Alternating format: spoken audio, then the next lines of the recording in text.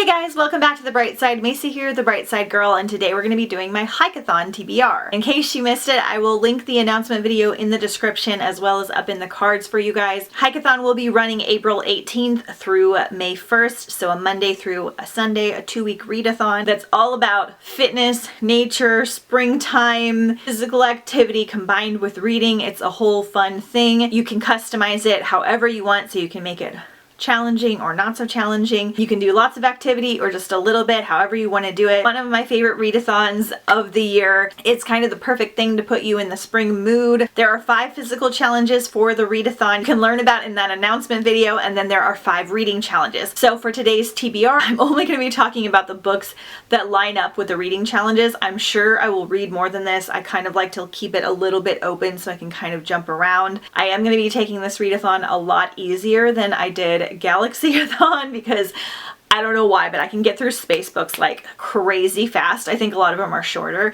but this readathon, I'm not going to necessarily try and do it that intense. I will be vlogging for the whole readathon, so we're just going to talk about the books that I want to try to get to for these reading challenges. So first up is to read a book set in nature. So we have a Farwilder Magic. This is a new release, and I don't think I have read a new release yet this year, and it's something I need to work on. There are 2 new releases in this list. This one looks incredible. The cover looks amazing. So we have our lead character Margaret, and she notices this mythical creature in the woods, which means that there will be a hunt happening, and whoever hunts this mythical creature and gets it wins like some kind of prize or money, or gets like a magical power or secret or something like that. She is a sharpshooter, so she knows she can do a good job hunting it, but she needs an alchemist as well to hunt the creature, and she kind of teams up with this kind of reject alchemist to help her win this hunt. So it's got kind of like a fae, foresty, darker magic vibe. All the things I love. I'm not sure if it's a series or a standalone, but it seems really incredible, and I can't wait to read it. Challenge number 2 is a survival read. I just filmed a video talking about all of my favorite survival reads and some more that I will link up here in the cards for you guys. It gives you lots of ideas for this category. You can use a variety of things, from like a space survival read to a fantasy to all kinds of different things. For this one, I'm choosing Bloom by Kenneth Opel. This is a very short read. I don't know if it's middle grade or not, but I read Kenneth Opel's Frankenstein retelling and really enjoyed it. It was a duology, so I wanted to check out something else from him. And this is basically about these treacherous rains that come, and they have seeds in them, and the seeds get planted, and the plants kind of take over and destroy like homes and crops and release toxic pollen, and then also like when they bloom they form these monster plants that like eat humans and animals, and so there's like this kid and he's trying to survive. Super short, quick audio I can kind of squeeze in. I'm very curious about it, so that's what I'll be choosing. Challenge number 3 is to read a book with elemental magic. For that, I'm choosing Walk on Earth a Stranger by Ray Carson. Been wanting to read this for so long.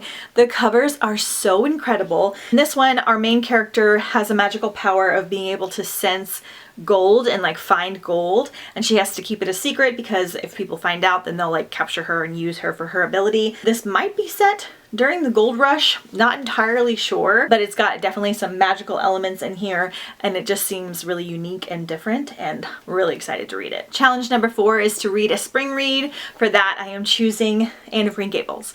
I haven't read this in like so many years, so I want a refresher on this story, and I also want to read the rest of the series at some point because I haven't read more than like the first 2.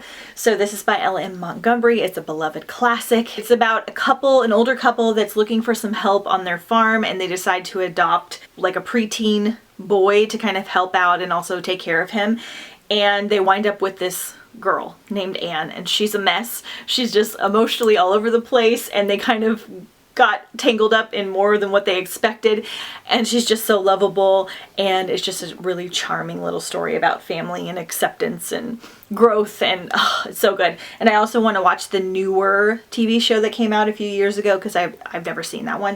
I wanted to reread it before I watch that. It's a whole thing.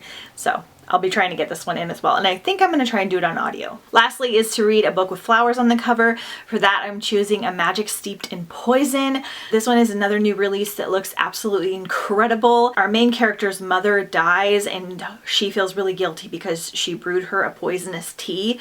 And apparently she's doing this like on accident and she's trying to stop. So she joins this like competition that's in a palace that helps with different things. I'm doing a horrible job describing it, but there's a cute boy, there's backstabbing and competition, there's like magical tea and lessons, and it sounds really incredible and I want to get some more new releases in. I believe this is part of a series and I mean, look at this cover. So those are all the books that I want to talk about today. I've got some other books checked out that are kind of on the back burner as well. Hopefully I can get to a lot. We'll be camping during one of the weekends of the readathon. It's my birthday week and there's a little bit going on, but it should be really fun. And I'm just really, really excited for the readathon. So let me know if you guys have read any of these, if you think I should bump any of them up to read first. Let me know if you're participating in the readathon. Don't forget to follow me on Instagram at The Brightside Girl. I'll be doing a lot of posting on there on my main feed as well as my stories. I have graphics that go with that. That's all talked about in the announcement video.